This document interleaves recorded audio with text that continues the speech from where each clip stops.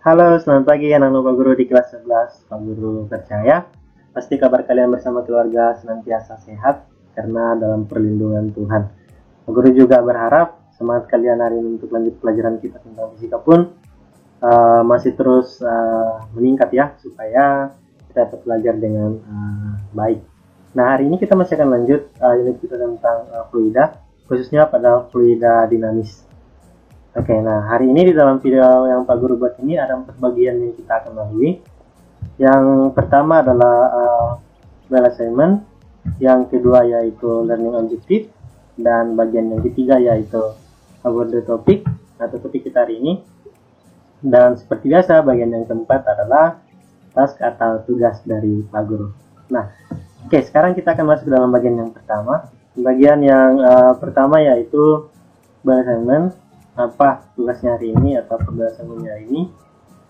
Nah, silakan anak guru pikirkan mengenai hal ini. Manakah yang lebih cepat? Kecepatan air pada pipa yang luas penampungannya besar atau diameternya besar, atau kecepatan air pada pipa yang luas penampungannya kecil? Dan mengapa? Seperti itu ya. Ini silakan ambil waktu 5 menit dan anak guru pikirkan mengenai hal ini. Mana yang kira-kira lebih cepat? Air yang keluar dari pipa yang luas penampungannya besar atau diameternya besar, atau air yang keluar dari pipa yang luas penampungannya kecil atau diameternya kecil. Nah, mana ya kira-kira yang lebih cepat? Oke, setelah kalian memikirkan hal ini, sekarang kita akan lanjut pada tujuan pembelajaran kita hari ini. Nah, tujuan pembelajaran kita hari ini yaitu menjelaskan persamaan hukum Bernoulli. Nah, minggu lalu kita kan sudah belajar tentang persamaan kontinuitas ya. Nah, hari ini kita akan lanjut untuk membahas mengenai persamaan hukum Bernoulli. Pak Guru berharap setelah mempelajari unit ini atau setelah mempelajari topik hari ini atau setelah menonton video ini, anak-anak Pak Guru dapat memperoleh hal baru, yaitu sudah bisa menjelaskan mengenai persamaan hukum Bernoulli.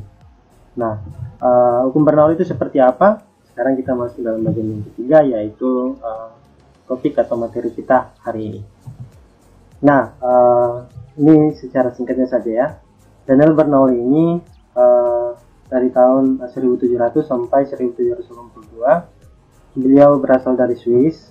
Beliau juga banyak membuat temuan-temuan penting dalam ilmu ukur ruang dan menulis buku mengenai hidrodinamika, kajian mengenai fluida. Nah, itulah yang kita akan pelajari hari ini ya, mengenai fluida dinamis. Dan dalam fluida dinamis tersebut kita akan membahas mengenai persamaan Bernoulli, persamaan yang beliau buat gitu ya.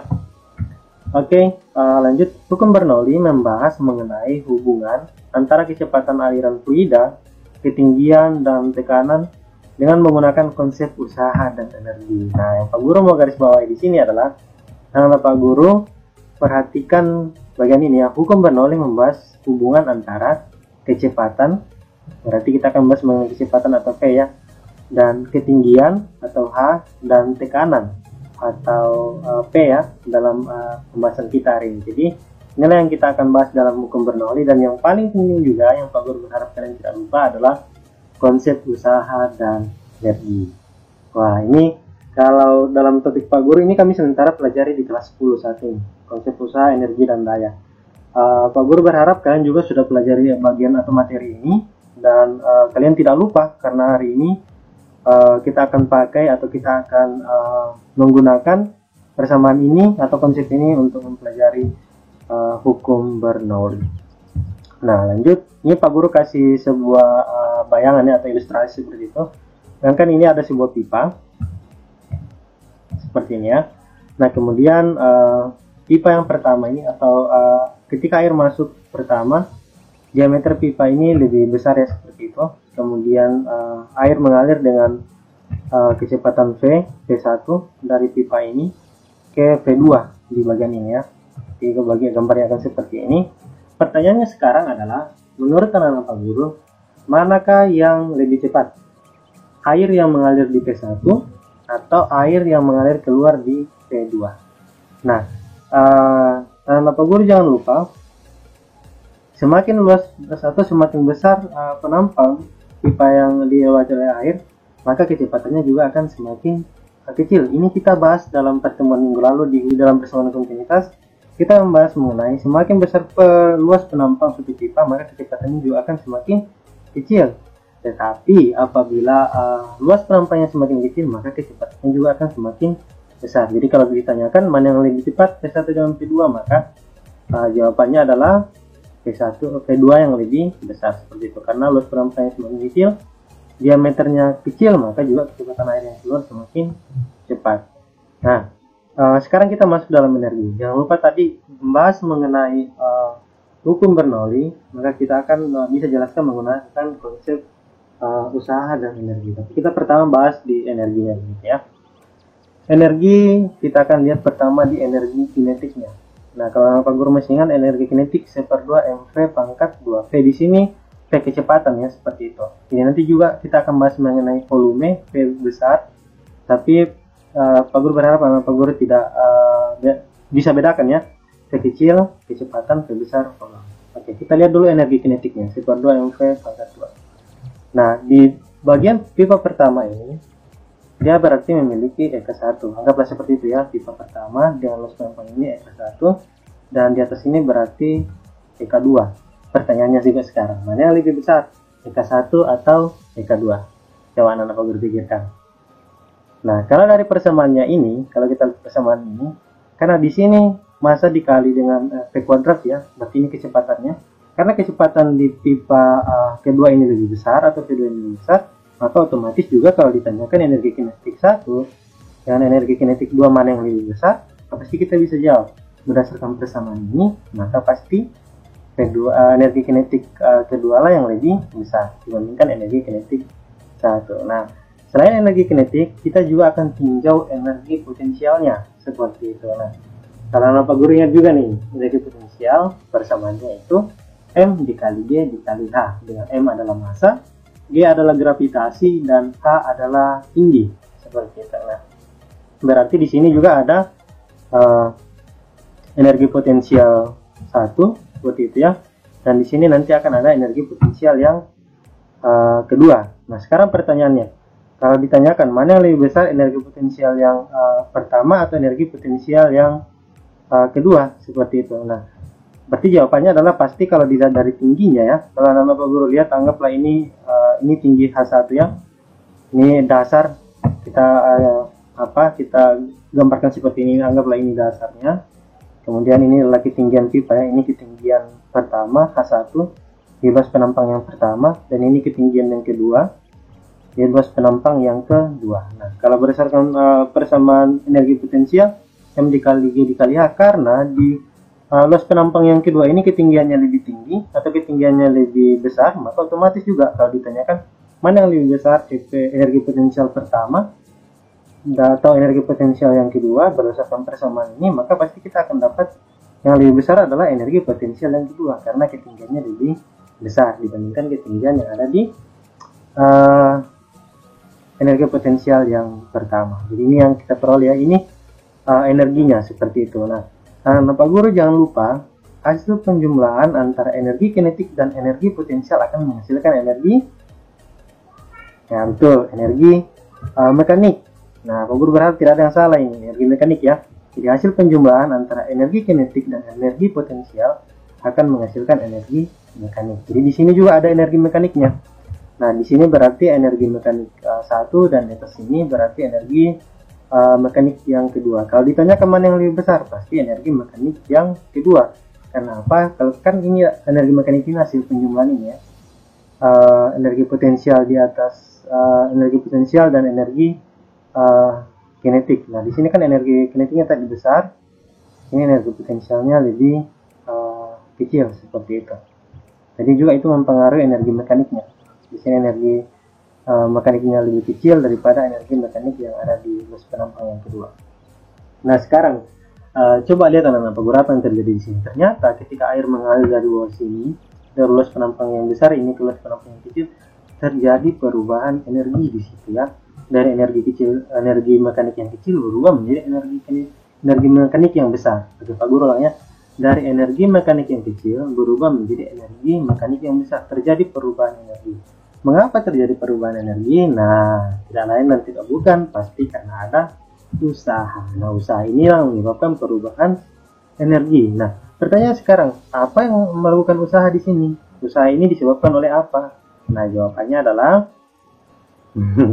jawabannya adalah tekanan seperti itu. Jadi di sini ada tekanan pertama di luas penampang yang besar ini, dan di atas sini juga ada tekanan yang kedua di luas penampang yang kecil.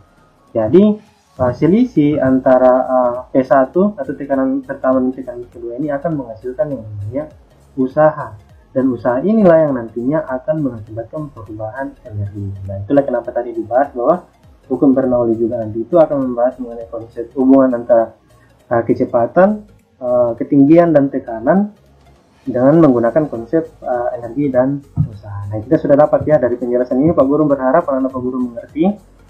Kalau misalnya penjelasan Pak Guru ini terlalu cepat, dan Pak Guru bisa ulangi lagi. Jadi kita sudah dapat ya energi mekaniknya yang dibahas dari energi merupakan hasil penjumlahan antara energi kinetik dan energi potensial. Dan juga kita sudah dapat usahanya tadi. Nah, itu akibat dari selisih P1 dengan P2 yang mengakibatkan adanya perubahan energi. Oke, itu kita sudah sampai di sini. Pak Guru berharap kalian sudah mengerti tentang hukum Bernoulli. Kita akan lanjut lagi. Oke, nah ini yang kita sudah bahas tadi. Sekarang kita lanjut di persamaan Bernoulli. Nah, persamaan Bernoulli itu seperti apa?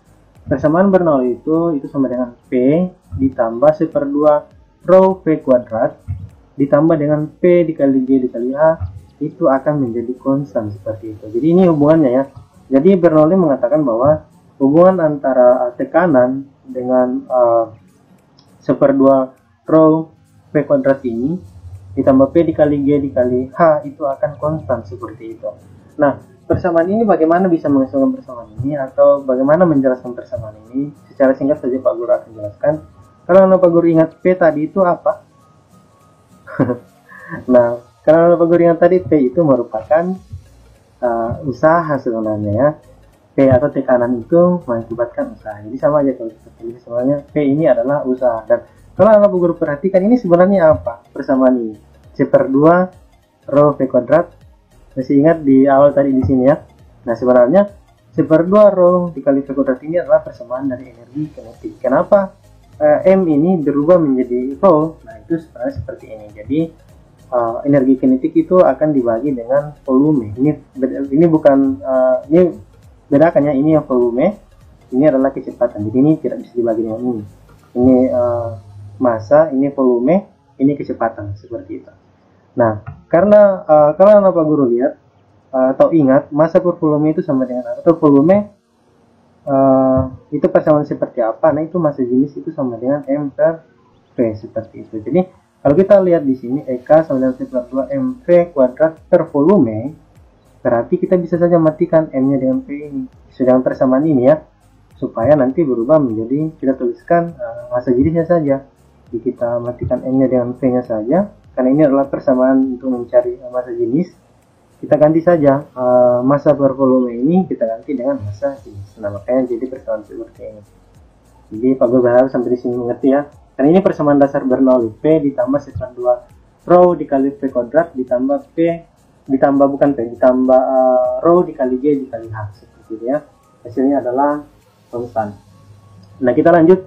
Nah, sebenarnya ini kalau kita anak-anak Pak Guru lihat yang kedua ini, persamaan ini ya, ini sebenarnya persamaan energi potensial. M-nya juga mati. M-nya diganti dengan rho seperti itu. Bagaimana bisa menjadi seperti itu? Nah, sebenarnya dia dibagi. Jadi energi potensial dibagi dengan volume, atau sama dengan M dikali G dikali H dibagi volume.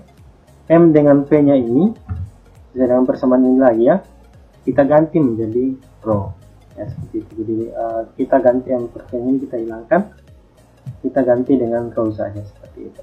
Itu sama dengan, kalau Bernoulli katakan itu sama dengan konstan. Oke, jadi itu saja yang Pak Guru mau jelaskan hari ini. Setelah ini kita akan masuk dalam tugas. Kalau anak-anak Pak Guru belum mengerti, kalian bisa juga menggunakan internet sebagai sumber informasi kalian. Yang paling bagus juga adalah buku. Dan setelah kalian berusaha sendiri untuk mencari tahu, kalau masih bingung lagi, silakan menghubungi Pak Guru. Tapi Pak Guru percaya kok, kalian pasti dari penjelasan ini kalian pasti sudah mengerti. Seperti itu ya. Jadi ini persamaan dasar Bernoulli. P ditambah 1/2 rho dikali V kuadrat ditambah dengan V rho dikali G dikali H sama dengan konstan. Itu persamaan dasar Bernoulli. Kita bisa jelaskan dengan menggunakan persamaan-persamaan yang Pak Guru sudah jelaskan sebelumnya. Oke, terima kasih. Itu saja yang Pak Guru bisa jelaskan. Sekarang kita akan masuk di dalam tugas kita hari ini. Nah, tugas kita ada di bagian keempat. Apa yang menjadi tugas anak Pak Guru hari ini? Nah, tugasnya adalah buatlah sebuah file presentasi yang menjelaskan tentang penerapan hukum Bernoulli dalam kehidupan sehari-hari, seperti itu. Contohnya pada alat penyemprot ya. Jadi sebenarnya alat baik itu alat penyemprot nyamuk itu sebenarnya bisa dijelaskan dengan menggunakan hukum Bernoulli. Seperti apa penerapannya dan penggunaan pengaplikasian hukum Bernoulli pada alat penyemprot nyamuk atau alat penyemprot yang lainnya ya. Dan yang kedua adalah daya angkat pesawat, daya angkat pesawat terbang. Nah, ternyata hukum Bernoulli dapat diaplikasikan pada pesawat seperti itu sehingga kita bisa dapat mencari tahu bagaimana daya angkat pesawat itu. Nah, yang berikutnya adalah selain alat penyemprot, daya angkat pesawat, Pak Guru juga mau kalian mencari tahu bagaimana cara mengaplikasikan hukum Bernoulli ini pada karburator kendaraan seperti itu ya, baik itu karburator motor seperti itu. Coba kalian cari tahu bagaimana sih hubungan-hubungannya. Pak Guru mau kalian mencari tahu ini agar kalian bisa langsung mengaplikasikannya dalam kehidupan sehari-hari seperti itu. Itu saja, silahkan kalian buat file presentasinya, buat dengan semenarik mungkin. Karena waktu kita banyak, kalian bisa lebih ini ya. Pak Guru berharap kalian bisa lebih banyak waktu untuk membuat itu menjadi lebih bagus. Kalau bisa juga silakan kalian tambahkan animasi. Setelah itu kalian silakan kumpulkan lewat kelas tomorrow kita. Nah, Pak Guru akan cek lagi hari ini. Semoga kalian enjoy dan sukacita dalam mengerjakan setiap tugas dari ibu dan bapak guru kalian. Dan yang paling penting juga Pak Guru berharap setelah hari ini kalian dapat pelajaran baru dari materi yang Pak Guru bagikan ini. Dan pastikan bahwa kalian terus membangun hubungan yang baik dengan Tuhan, baik itu lewat devosi pribadi maupun melalui devosi bersama dengan keluarga. Kiranya Tuhan Yesus terus memberkati kita semua, dan semoga kita semua, negara kita ini atau dunia ini dapat dibebaskan dari penyakit corona atau virus corona yang saat ini sedang membatasi kita. Oke, itu saja yang Pak Guru bisa bagikan. Sampai jumpa pada pertemuan selanjutnya. Tuhan Yesus memberkati.